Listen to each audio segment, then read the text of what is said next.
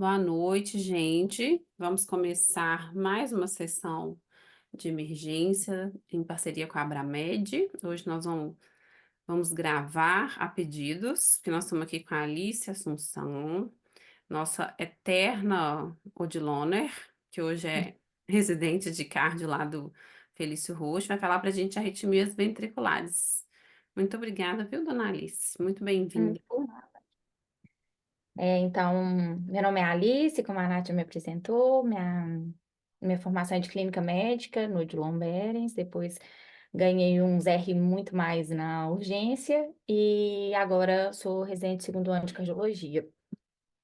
Acho que conheço grande parte, mas como é para a Med, fica a apresentação.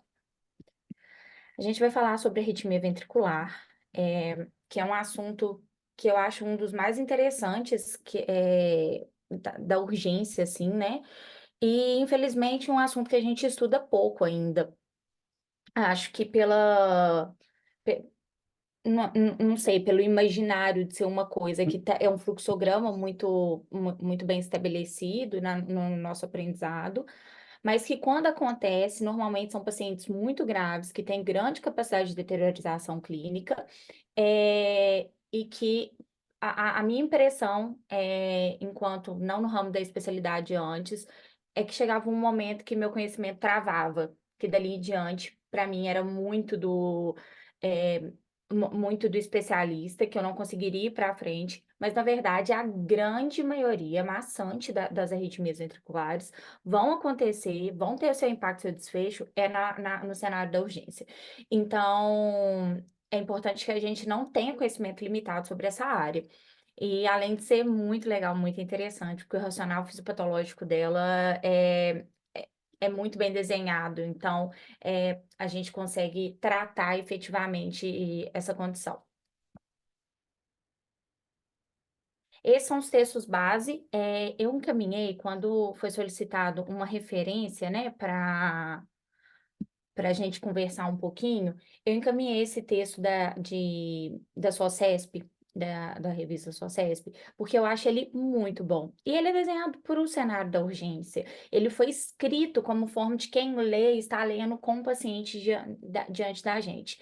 É uma leitura fácil, fluida, só que ele é um pouquinho mais antigo, então a gente vai precisar atualizar algumas recomendações que vieram agora com o endosso maior de classe e nível de recomendação, e aí a gente vai usar como texto base o guideline da AESC de 2022, que é o mais atualizado que a gente tem sobre isso, e eu recomendo também, porque vai falar mais a miúde, vai entrar em detalhes, essa revisão do Jack, que é do ano passado, que usa também o texto base da ESC e que deixa um condensado um pouquinho mais fácil para a gente, mas uma leitura que precisa de um conhecimento anterior. Quando a gente fala de arritmia ventricular, a gente pode estar diante de algumas condições. O que é arritmia ventricular, né? É aquele batimento que saiu lá do ventrículo. Então, é uma ectopia que não vem pelo marcapasso normal do coração. Então, não tem onda P precedendo ela e que tem a origem, né, infrarriciana. Então, o QRS, por definição, é o QRS alargado maior do que 120 milissegundos. Para essas ectopias, a gente pode, de acordo com a forma de apresentação, a gente vai denominá-las. Eu posso estar diante de uma ectopia ventricular isolada, que é a extrasístole ventricular. Ela pode vir pareada, né? Quando ela vem em um número maior de 2 e tem uma repetição cíclica. Ela pode ter um maior número de extrasistolias ventriculares, que em conjunto a gente vai dar o nome de taquicardia ventricular, que pode ser, por sua vez, monomórfica, ou seja, todos os batimentos, eles têm a mesma carinha, eles são iguais, ou seja, estão saindo do mesmo lugar, ou polimórficas, que um batimento é diferente do outro. Isso dentro da mesma arritmia, tá? Uma TV não sustentada, que a gente vai conversar sobre as definições de TVs, e Por, por último, a TV sustentada. Então, é importante, quando eu vejo uma arritmia ventricular no monitor, eu entender qual arritmia que eu estou tendo, porque ela tem impacto terapêutico, prognóstico diferente. Lembrar que as TVs são a via final, né, de um processo cardíaco que muitas vezes está associada lá com o final com a via final da parada cardíaca do paciente, né, o ritmo preparado ou até parada que seja. Então, quando eu estou diante de uma arritmia ventricular que se sustenta, se eu não interfiro nesse ciclo, a chance do paciente evoluir para uma parada cardíaca é grande. É muito importante que eu saiba qual arritmia que tem esse risco. A taquicardia ventricular, por definição, é quando eu tenho mais de 3 batimentos que vêm de origem ventricular, ou seja, tem as características que a gente conversou e que tem a frequência cardíaca ali entre 100 e 250. E por que 100 a 250? Primeiro, se for menor do que 100, não é taquicardia. Se for maior do que 250, eu estou conversando ali sobre zona de fibrilação ventricular. Então, eu não consigo chamar as frequências muito rápidas, né, maiores do que 250, de uma taquicardia ventricular. Elas estão muito associadas com cardiopatia estrutural, e esse é o principal cenário que a gente vai ver na urgência. Eu não espero chegar na urgência um paciente que não tenha alteração estrutural. A grande maioria das vezes um paciente tem uma cardiopatia de base, ou seja, o substrato dele é essa cardiopatia, mas 15% das vezes vão acontecer em corações estruturalmente normais. E aí, nesses casos, é muito importante que a gente avalie coisas que a minha primeira informação vai estar lá no cenário da urgência mesmo. Ou seja, quais são os fármacos que esse paciente esteve ou está exposto pelo risco de alargamento de QT, qual que é o QT do paciente naquele momento, né? O que eu vou tirar ele ou pré ou antes dele entrar, a história familiar desse paciente que eu consigo acessar no cenário de urgência e quais são os aspectos morfológicos dessas taquicardias para eu pensar em condições, por exemplo, canalopatias de base, doenças que elas não são estruturais, mas que estão lá, né, com o transporte único do coração.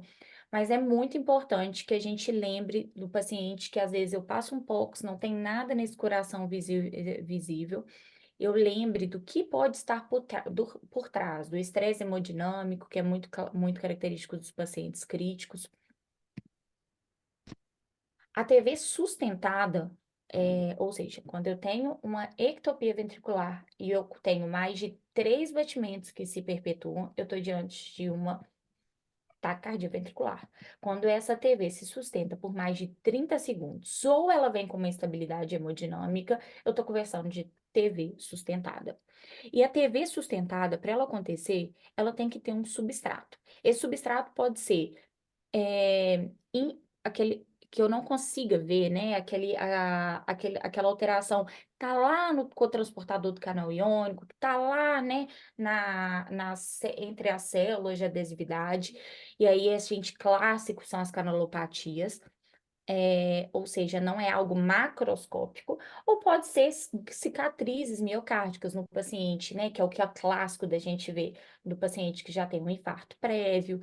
Mas normalmente eu tenho uma condição de base, visível ou não, que me permita ter TV. Então, TV não é para quem quer, TV é para quem pode. A gente brinca isso, né? E por que que o paciente tem uma TV?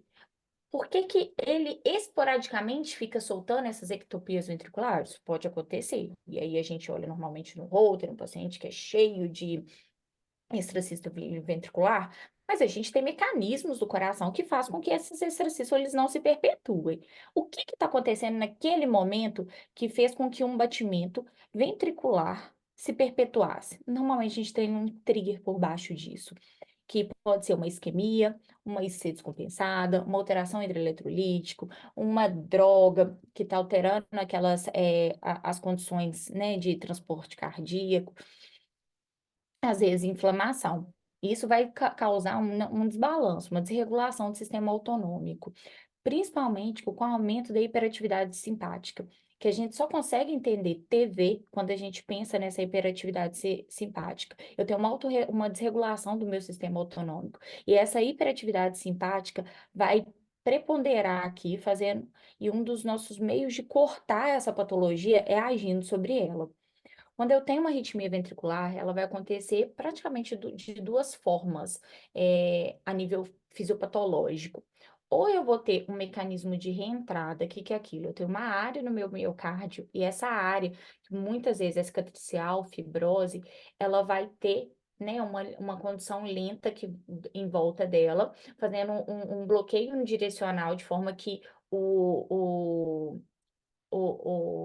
mecanismo de ação ele ocorra cíclico e de forma unidirecional em volta dessa área de fibrose, e caracterizando o mecanismo de reentrada, ou eu posso ter alterações da despolarização cardíaca. E esses estresses fisiológicos vão propiciar que o paciente sustente essa arritmia. O mecanismo mais importante é o de reentrada, por isso que o mais comum é do coração, que é estruturalmente anormal, mas 85, 80%, dependendo da coorte aí. Por isso que é muito importante a gente ter um alto grau de suspeição para uma alteração estrutural nesse paciente, e os padrões de taquicardia, reentrada ou por alterações de despolarização, eles vão mostrar para a gente tanto a etiologia. Então, isso é uma síndrome de Brugada, isso é um paciente que tem um QT-LON congênito, quanto o prognóstico, né? Aquele paciente que tem uma TV que sai sempre de um mesmo lugar, que o coração não é estruturalmente anormal, esse paciente eu tenho condição de ablacionar esse paciente. Enquanto aquele paciente com uma arritmia ventricular, que já teve um infarto há muito tempo, esse paciente, ele tem um prognóstico diferente, eu tenho uma intervenção diferente, e isso impacta depois no implante de CTI, de CDI nesse doente. As taquicardias de QRS largo, então, elas têm um diagnóstico diferencial que muitas vezes é difícil na urgência, mas que eu tenho que lembrar o que que pode ser quando eu estou diante de uma taquicardia de QRS largo. 80% das vezes a gente sabe, né? 80, 85%, a gente vai estar conversando sobre taquicardia ventricular de fato, que pode ser monomórfica, e quando ela é polimórfica ajuda a gente a ver que é TV, só não ajuda a tratar, mas ajuda a ver que é TV. Eu posso estar diante de uma taquicardia supraventricular com aberrância de condução, que é o principal diagnóstico, que tem um caráter mais benigno, fisiopatologicamente de prognóstico, quando eu penso, né? Porque eu consigo ablacionar, normalmente não vem com alteração estrutural cardíaca do tipo fibrose, mas eu posso estar diante também das taquicardias pré-excitadas antidrômicas, então lembrar daquele paciente que tem uma pré-excitação já tem talvez a doença de Wolff-Parkinson-White diagnosticada, e que chega com uma TV que você olha, chama atenção porque ela é arrítmica, né? Não é regular. Então lembrar dessas taquicardias pré-excitadas, as taquicardias de QRS lá, que eu tenho etiologia desconhecida, que vai ficar muito na mão, aí é do especialista mesmo. Lembrar que no cenário de urgência, a gente sempre, né, eu acho que é um trabalho que a gente tem que fazer mesmo, que é de tentar fazer o diagnóstico no cenário de urgência, só que por múltiplas condições no cenário de urgência, a gente erra muito o diagnóstico. Tem um trabalho que ele é antigo, saiu no Annals of Emergency Medicine, e chama atenção que, Alice, é um trabalho antigo, né? Lá a gente viu que mais de 50% a gente errava em fazer um diagnóstico entre TV e TAC supra com aberrância lá no cenário de urgência, mas a gente não mudou muito a forma de diagnosticar a TV ou a TPSV com aberrância desde então, não. O que a gente tem, né, são algoritmos que têm um rendimento muito ruim. Às vezes, quando a gente combina eles, a gente melhora esse rendimento diagnóstico, mas o que a gente tem são ferramentas eletrocardiográficas mesmo. Então, entender que muitas vezes a gente tratar errado tem impacto prognóstico no paciente, e o pior nesse estudo, quando a gente teve um diagnóstico errado, a nossa tendência foi a subtratar, né? A tratar como TPSV pacientes que, na verdade, teve TV. Então, é importante a gente fazer esse diagnóstico, mas mais importante é a gente entender a epidemiologia e quem que é o nosso paciente, né? Um paciente que já tem muitas condições cardíacas de base, a chance desse paciente ter uma TPSV com aberrância e de eu subtratá-lo é muito maior. Então, esse paciente, a gente tende a ver ele como paciente mais com os olhos de TVs. Esse artigo, assim, recomendo muito para quem quer aprender a diferenciar a TV de ataque supra com aberrância. Lembrando que nas melhores mãos, em mãos de expert, a gente tem dificuldade, né, de fazer esse diagnóstico, não é fácil. Às vezes, muitas vezes, aliás, o diagnóstico está na ponta, né, do catéter de eletrofisiologia. Então, a gente vai tentar traçar um algoritmo terapêutico que não nos deixe na mão de algoritmos com baixo rendimento. Quando a gente quer fazer o diagnóstico, eu acho que muito mais do que entender, decorar algoritmo de Brugada, a gente tem que entender o que a gente está esperando. Uma arritmia ventricular, uma taquicardia ventricular, para ela acontecer, ela tem que sair de onde? Do ventrículo. Então, a gente entendendo isso, a gente consegue já eh, perceber algumas coisas que a gente encontra no eletro de superfície. Um, todos esses algoritmos, eles vão se basear em alguns princípios. E esses princípios estão aqui escritos de azul. Quando eu entendo esses princípios, o algoritmo fica mais fácil. Um é o da dissociação atrioventricular. Eu tenho um átrio que não deixou de funcionar, o meu átrio está lá mandando. Então, as ondas P, elas existem. Só que elas ocorrem totalmente diferente, né? Num tempo diferente do estímulo que vem do ventrículo. Então, a dissociação atrioventricular é muito comum. Você tem um batimento ventricular que acontece, né, por si só, independente do átrio. Então, eu tenho ondas P que não se correlacionam com a atividade ventricular. E, normalmente, uma atividade ventricular com uma frequência muito maior do que a da P, tá? O critério morfológico, ou seja, para essa arritmia ventricular ela sair do ventrículo, ela tem que ter uma morfologia de um bloqueio de ramo. Porque tá saindo lá de baixo, o QRS é alargado, e a depender do local que ela sai, ela pode ter tanto a morfologia de bloqueio de ramo direito, como de morfologia de ramo esquerdo. Uma arritmia supraventricular que veio com uma condução de aberrância, ela não vai seguir um padrão clássico, ela não vai ter o rosto de uma arritmia que veio lá do ventrículo, ou seja, tem aquelas características próprias. Para isso, eu sempre olho a carinha dela. Eu vou lá no V1, que é o clássico que eu olho para ver uma arritmia, para classificar, né? Uma arritmia entre um distúrbio de condução do ramo direito ou do ramo esquerdo, e tento ver a carinha dessa arritmia. No V1 e no V2, então, eu espero, né? Classicamente, aquele padrão de RS, R' lá do V1 e do V2 para bloqueio de ramo direito, enquanto em V6 eu vou sempre tentar olhar lá um padrão RS com R maior do que S, né? Um padrão mais positivo naquele finalzinho. Enquanto no bloqueio de ramo esquerdo, o que eu tenho, né, de morfologia é o paciente com RS, com S preponderante, ou seja, mais negativo ali naquele V1, e lá no V6 eu tenho que ter uma onda R sem uma onda Q. E aí, eu preenchendo esses critérios, o que eu falo?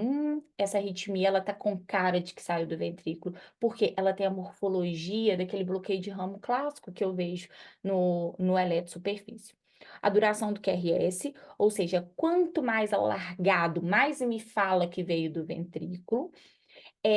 A gente olhar a concordância nas derivações, né, precordiais, ou seja, se esse batimento saiu do ventrículo, ele tem a mesma cara no precórdio inteiro, ele normalmente vem todo positivo de R1 a R6, ou ele vem todo negativo de R1 a R6, porque isso fala mais aonde que a arritmia saiu.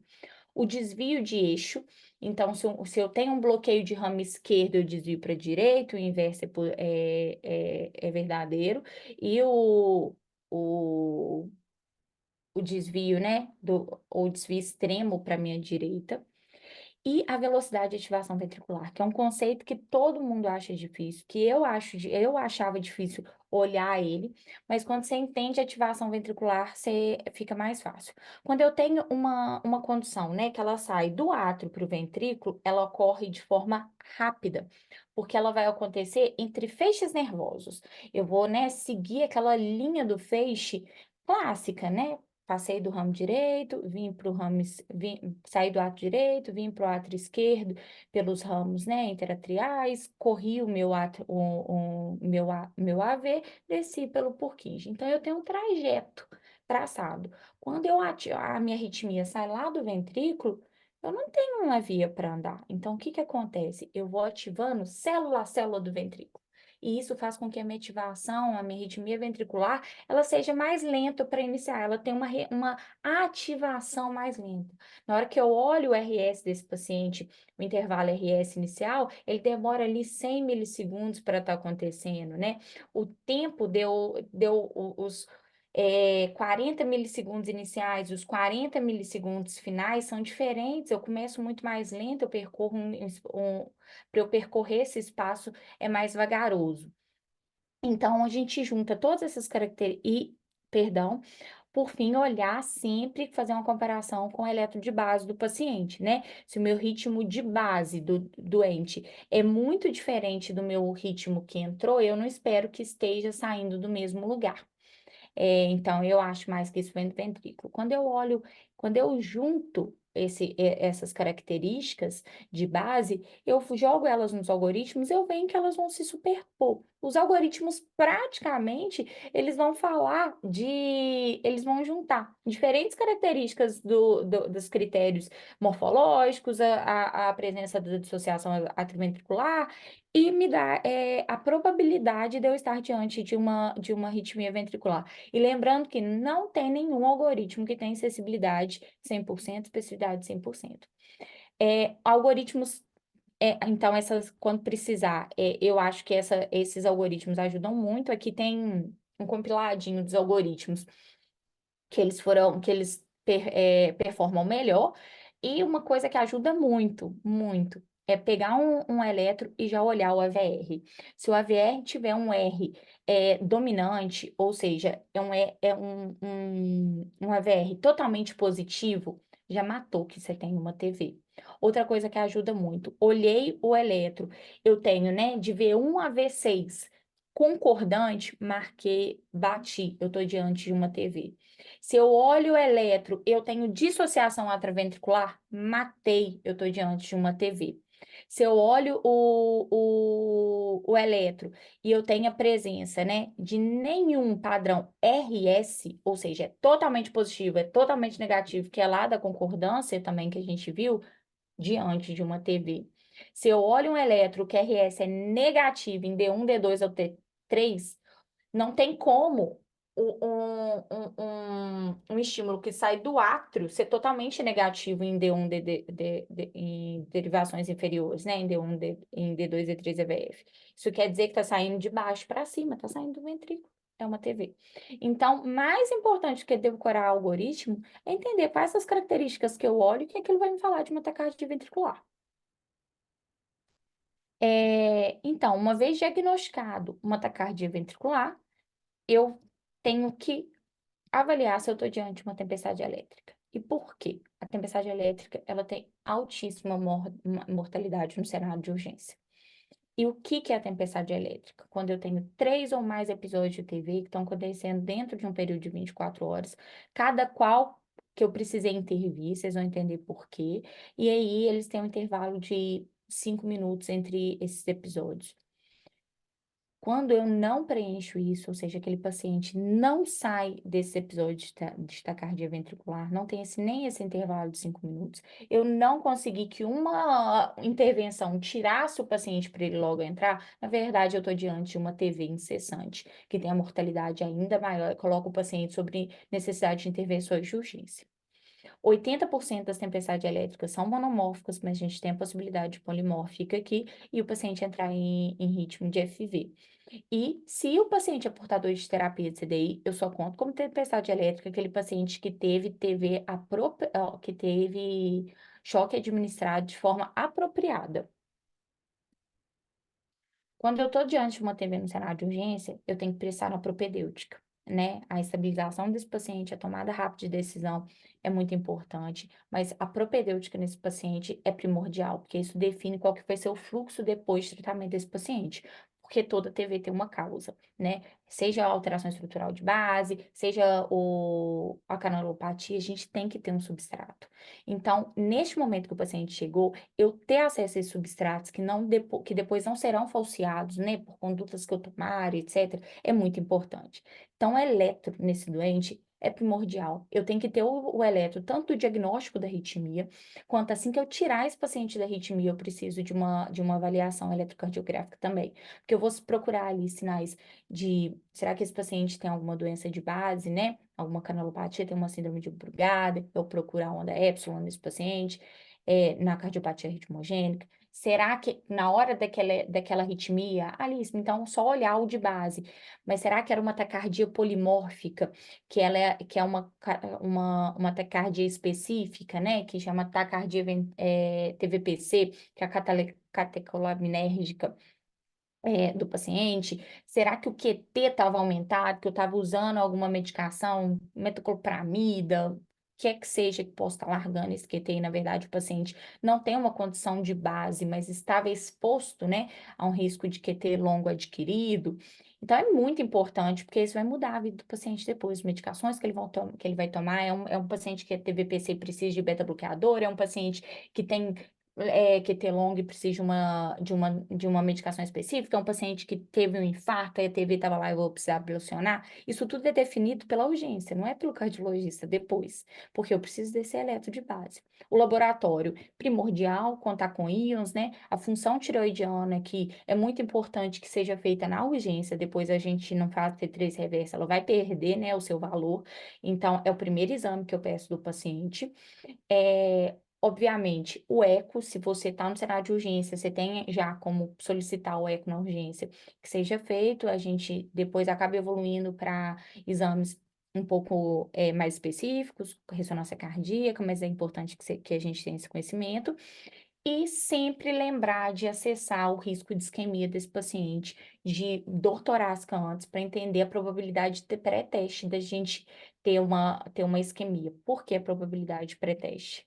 Porque lá no laboratório é uma recomendação da ESC que a gente acesse a troponina. E aqui eu tenho que ter uma baita capacidade de discernimento dessa troponina, porque senão eu vou sair dando DAPT e anticoagulando todo mundo. Então, eu tenho que acessar a probabilidade pré-teste da troponina para esse paciente, para ver como ela vai performar. Então, sempre ver o risco isquêmico desse paciente, se ele tem características que me falam de síndrome coronariana. NT-proBNP, se ele for disponível, né?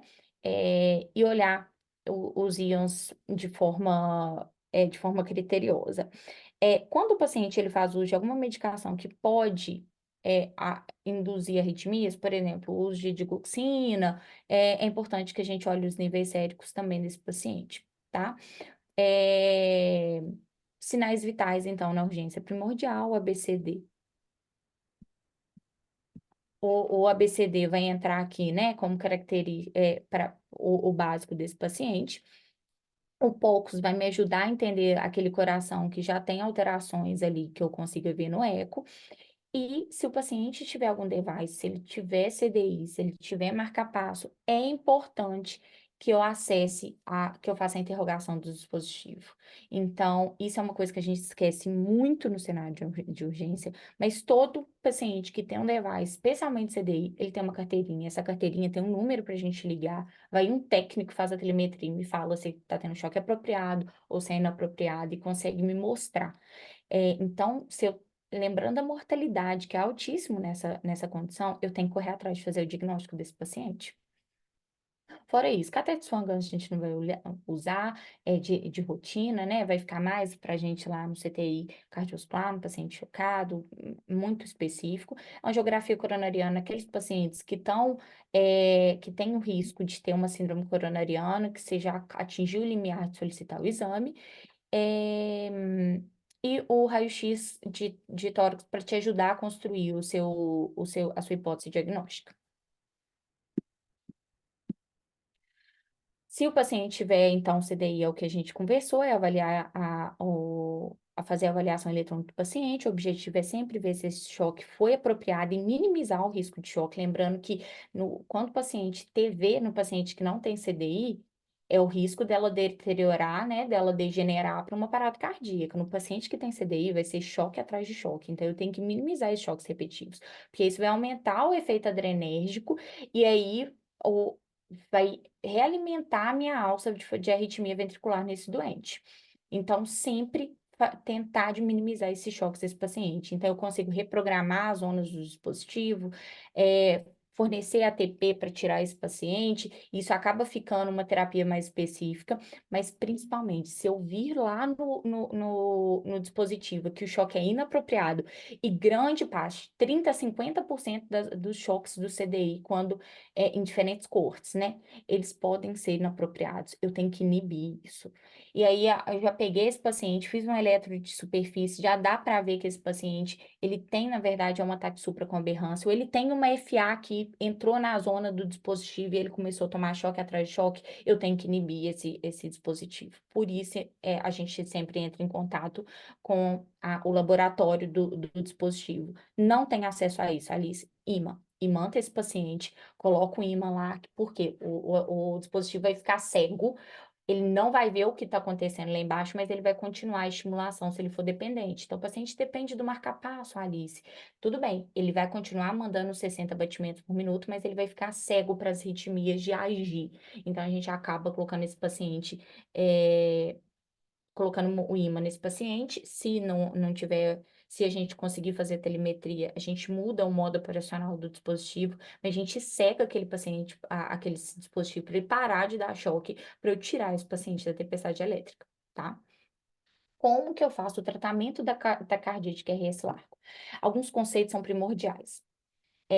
Basicamente, eu tenho duas formas que são facilmente acessíveis, perdão, de tratar essa arritmia. Com cardioversão elétrica, que é a terapia mais eficaz, e isso é um conceito que a gente tem que ter. A cardioversão é um procedimento seguro, desde que realizado de forma correta. E é um tratamento muito seguro.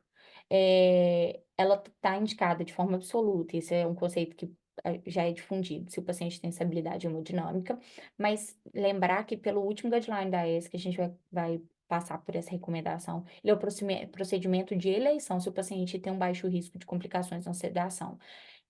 Por quê? A efetividade, a chance de tirar esse paciente mais rápido é maior.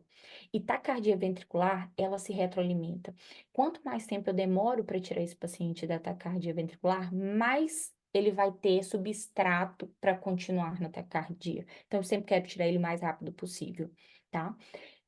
E outra coisa que a gente pode lançar a mão são das drogas antiarrítmicas, que ela consegue tanto fazer a cardioversão química, obviamente, por um tempo maior, mas elas também facilitam o sucesso da cardioversão, reduzem o risco de recorrência, por isso que muitas vezes a gente usa combinado essas drogas, tá? Esse é o fluxograma clássico que todo mundo conhece da taquiarritmia de QRS largo, que esse daqui é, né, do ACLS, que eu não sei se eu vou conseguir, mas vou acompanhando por número para ficar mais fácil. Mas o paciente chegou com taquicardia, eu vou sempre, né, fazer o MOV desse paciente, obter o eletro de 12 derivações, tá? Isso é passo primordial. Se o paciente tem qualquer sinal de instabilidade, e aí, né, lembrar de sinais de instabilidade, hipotensão, choque, alteração de estado mental, desconforto torácico isquêmico, porque desconforto torácico de palpitação, todo mundo vai ter, todo mundo não, mas a grande maioria, ou sinais de C aguda, esse paciente já está indicado a cardioversão. Quando esse paciente tem isso é independente se ela é de QRS largo ou estreito, né? Quando eu estou diante de uma taquicardia de QRS largo, ou seja, QRS é maior do que 120 milissegundos, eu posso considerar fazer adenosina se meu paciente está estável, tentando diferir de taquissupra com aberrância e TV, tá? Para eu fazer isso, eu tenho que ter um grau de suspensão, que é o fluxograma da ESC deixa isso melhor organizado para a gente. E aqui, eu não sei se vocês viram, mas ele considera, depois da adenosina, né, se regular monomórfico, ou seja, se eu estou pensando numa TPSV com aberrância, a infusão antiarrítmica não coloca o choque nesses pacientes. A gente sabe que o ACLS é uma recomendação mais antiga e a ESC traz diferente para a gente. E a recomendação da ESC, assim, tem tanto a CLS quanto a ESC, elas têm, né, impressões diferentes. É, eu acho, pensando no que a gente tem de evidência, no que a gente na análise melhor das últimas evidências, que a AESC foi mais feliz na recomendação dela. O que que ela fala? Se o paciente está hemodinamicamente instável, ele vai direto para a cardioversão, como a recomendação classe 1. Se ele está hemodinamicamente estável, eu faço um eletro, e aí, ataque supra com aberrância é possível, eu posso tentar adenosina ou manobra vagal. Se eu tenho isso com uma classe de recomendação 2A. Então, eu posso tentar. Se eu conseguir tirar, ótimo. Se não, eu já penso que é uma TV, tá bom? A dose é a mesma que a gente conhece para TPSV, né? 6,12. E só estou autorizado se meu paciente estiver estável. E se eu considerar que eu fiz o algoritmo, não é para usar adenosina para caracterizar como TV e Taxupra. Se eu fiz o eletro, já achei sinais de TV, não tem por que eu fazer adenosina nesse paciente. Se eu tenho alteração estrutural nesse paciente e o risco de cardioversão é baixo, cardioversão direto nesse doente. Se ele tem alteração estrutural, mais tempo que ele fica na TV, mais tempo ele vai ter dificuldade para sair. Então, eu tenho que tirar ele. Agora, se o risco de cardioversão for muito grande por causa da sedação, o paciente, né, o paciente já teve alguma condição que coloca ele sob um risco maior de cessidade, já está, né? E aí é difícil você pensar numa condição que você vai achar um alto risco de cardioversão e o paciente não está instável, por isso que a ESC foi muito feliz, você pode considerar iniciar a infusão de medicamentos, tá? E aí a gente tem como classe 2A a procainamida e como classe 2B a amiodarona, a gente vai conversar um pouquinho dessas drogas. Na TV idiopática, que é um cenário, assim, difícil da gente ter, né? Porque 15% só das vezes, eu não vou recomendar que você fique falando se o paciente tem TV fascicular ou um TV de via de saída. Isso não é factível. A gente pode ir lá nos outros tipos ou TV incerta, que a gente vai ter a mesma recomendação. Se o meu paciente tiver um risco baixo, eu cardioverto. Se meu paciente tiver um risco de sedação muito alto, eu posso considerar as medicações para esse paciente. E aí eu entro com outras, a procainamida entra como primeira escolha, mas a gente não tem no Brasil, então discutir, né? Uma coisa que a gente não tem não faz sentido. E eu tenho outras drogas que eu posso usar, mas via de regra, o que vão interceder nessas drogas é a miodarona. Lembrando aqui que se o paciente for portador de CDI, eu tenho que avaliar se eu estou recebendo choque apropriado ou inapropriado e fazer as modificações no aparelho, né? Conforme eu acho o diagnóstico desse paciente. Quando eu estou diante de uma tempestade elétrica, ou seja, aí eu já tratei aquele paciente no algoritmo que a gente conversou, do ACLS ou da ESC, e o paciente não sai daquela arritmia, ou seja, a cardioversão não foi eficaz, né? Ele preencheu os diagnósticos de tempestade elétrica, ela está voltando, eu vou considerar o tratamento como tempestade elétrica. E aí eu sempre ajo em 3 braços da tempestade elétrica. Antiarrítmico. Entrar com as drogas antiarrítmicas, pode ser de classe 1 ou classe 3, depende, né, da fase do ciclo lá, do potencial de ação que a gente vai usar. As de classe 1, a saber, né, lidocaína e procainamida, elas vão diminuir a excitabilidade lá do potencial de ação, e os de classe 3 alterar lá na repolarização das células, que é a amiodarona cetalol.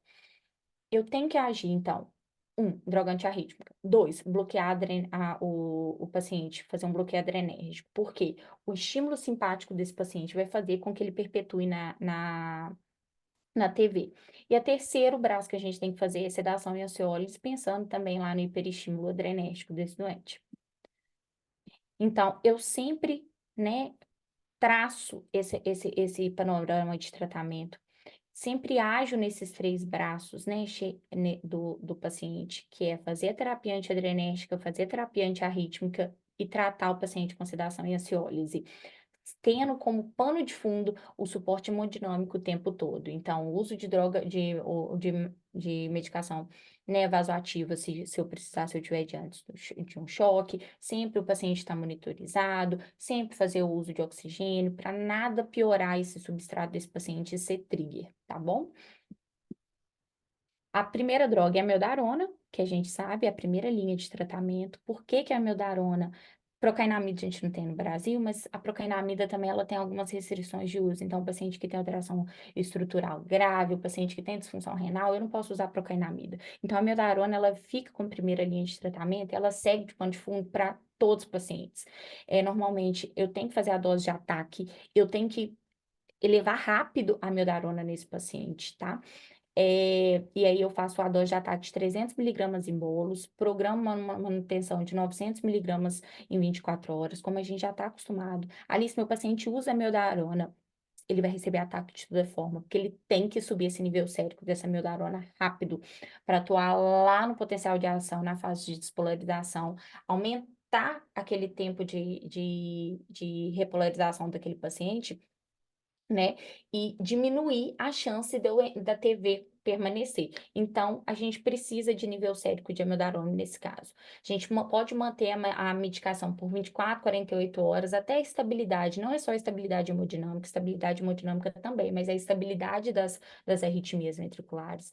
E lembrar que a amiodarona é um antiarrítmico de classe 3. Ela vai a atuar lá na repolarização, no potencial de ação. O que vai acontecer com o QT desse paciente? Alargar. Se meu paciente tem QT longo, se a causa daquela tempestade dele for QT longo, a mildarona vai piorar a situação dele. Então, se meu paciente, eu preciso de um eletro de base, eu preciso ter o QT calculado, eu preciso acessar qual que é o risco daquele paciente ter um QT longo pelas drogas que ele está usando, para considerar também o uso da mildarona. A lidocaína, ela pode ser usada como adjuvante, ou seja, entrei com a meldarona, o paciente persiste fazendo uma arritmia ventricular, a gente lança a mão da lidocaína. Se meu paciente tiver o QT longo, como a lidocaína é um antiarrítmico, né, de classe 1, ela não vai atuar lá na repolarização, ela vai atuar lá na excitabilidade, na fase zero do ciclo, eu posso usar ela nos pacientes com QT longo e aí se faz a maior indicação dela junto com a adjuvância naqueles pacientes refratários à amiodarona. A dose normalmente é 1 a 1 miligrama por quilo em bolos, eu posso chegar até 3 miligramas fazendo bolos de meio a 0,75 miligramas por quilo, e depois eu mantenho de 0,02 a 0,05 por quilo por minuto, até um máximo de 4 miligramas por minuto. Como que eu gosto de fazer a solução? Faço 150 ml de lidocaína com 100 de glicosato, porque eu sei que a minha solução final vai ser 12 miligramas por ml, e aí eu consigo calcular o bolos mais fácil, e depois eu fico para mim que cada 5 ml hora é 1 miligrama por minuto, fica fácil subir. Começo, né? 5, 10, 15, 20 miligramas eu tô na dose máxima da lidocaína. Sempre lembrar do risco de intoxicação, que não é incomum com a lidocaína. Os pacientes, né, podem ter rebaixamento sensório, que é o mais comum, pode ter depressão respiratória. Então, esses pacientes acabam que são pacientes que, quando eu chego em dose máxima, eles estão em vias de intubação mesmo, de proteção de via aérea. E tem o risco também o risco de intoxicação aumenta após as 24 horas, eu posso considerar, dependendo da estabilidade do paciente, reduzir essa dose em 50% após as 24 horas. O magnésio, o benefício está mais claro no torçadepoam, que é quando se faz a indicação mais clássica dele. A gente normalmente faz uma reposição empírica de 6 gramas em 24 horas, mas naqueles pacientes com tempestade elétrica também a gente tem uma tendência a fazer o magnésio nesses pacientes. Considerando o potencial de risco e de benefício, a gente acaba fazendo, tá? Alice, mas o paciente já está com magnésio de 2 e 2 nos exames que eu acabei de fazer. Não é independente. A gente quer esse magnésio mais alto. Não, a gente não quer níveis de 2 e 2. Normalmente, né, os pacientes chegam com magnésio sérica aí, né, de 3,5, de 4, esses níveis que a gente normalmente atinge nesses pacientes. O beta-bloqueador, ele vai ser, assim, muito importante no objetivo de inibir a hiperatividade simpática. E os beta-bloqueadores de escolha acabam sendo o não seletivo, o protótipo dele é o propanolol mesmo. A gente tem um artigo que é do Jack também, de 2018, que foi quando consolidou o propanolol como terapia de escolha, foi comparado propanolol e metoprolol. O propanolol era 40 miligramas de 6 em 6, o metoprolol 100 miligramas 2 vezes ao dia, BID, e aí esses pacientes com propanolol, eles tiveram número de dias livres de evento muito, né, maior do que os pacientes com metoprolol, e eles diminuíram, eles atingiram a resolução da TV muito mais rápido, né, e com um P significativamente, estatisticamente significativo, e com N bem razoável, foram 600 pacientes, salvo engano. Então, desde então, a gente usa o propanolol, a impressão porque no começo era só porque ele era não seletivo, então pegava o bloqueador beta 1 e beta 2, só que a gente sabe também que o propranolol ele passa a barreira hematocefálica, então ele tem uma atividade central também na atividade adrenérgica, por isso que ele é a escolha. Se eu precisar de uma droga EV num paciente que, né, tá com PA limítrofe, tá ali no limite da estabilidade, o esmolol é uma ótima opção, tem um início rápido, então eu posso lançar a mão dele. Ali, se meu paciente está muito instável, é por causa dessa quantidade de TV, é o paciente isquêmico, eu não tô sem pé ainda para colocar a medicação de meia-vida mais longa, propranolol, beleza, a gente vai de esmolol nesse paciente.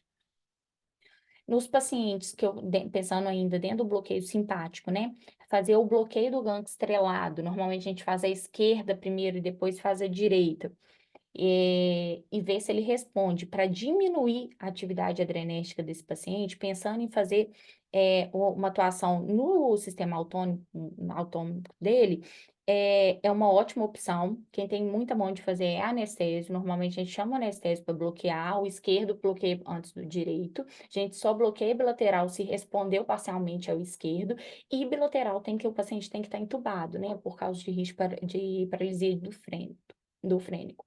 Então, a gente pode lançar a mão. E as outras opções de bloqueio simpático cirúrgica seria a simpatectomia, uma denervação cirúrgica e refrateriedade. No escopo lá da sedação. Então, a gente já falou dos dois primeiros braços, drogas antiarrítmicas e bloqueio adrenérgico. A sedação é a recomendação de classe 1 pela ESC, a gente não faz ela, né, escalonada, então eu sempre começo com benzodiazepínico, fazendo ansiólise, está impactando também na redução do risco de transtorno de estresse pós-traumático desse paciente, afinal, ele vai levar vários choques, se ele tiver com CDI, se ele tiver em TV também, ele vai levar choque, ele vai ficar olhando para o monitor, eles falam pra gente, ah lá, começou de novo. Então, o benzodiazepínico está indicado. Se eu precisar de uma medicação contínua, o Precedex, a dexmedetomidina, ela é indicação, ela tem uma melhor indicação pelos efeitos antiadrenérgicos da droga, né? Inclusive, o risco dela é fazer bradicardia.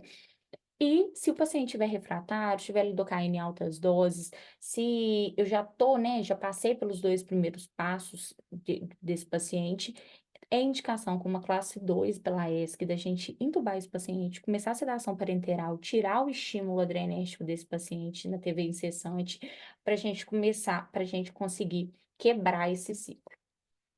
A ablação é indicado para os pacientes que têm a tempestade elétrica refratária ou estão intolerantes às drogas antiarrítmicas, como classe 1 pela ESC. E aqui no cenário de emergência é muito importante a gente entender quem que é o paciente que eu estou fazendo tudo, o paciente não sai. Ele está indicado a ablação de urgência. Eu tenho que dar um jeito de transferir esse paciente para um lugar que faz isso para ele. Especialmente se é aquele paciente chagásico, que tem uma TV lenta, esse paciente está indicado a ablação. Então, aqui eu não indico o procedimento no meu hospital, não tem, mas eu indico a transferência para o paciente para dar um lugar, para dar o suporte que ele necessita. E se o paciente for refratário a isso tudo, transplante cardíaco, como classe de recomendação 1 pela ESC, que é a arritmia ventricular sintomática refratária.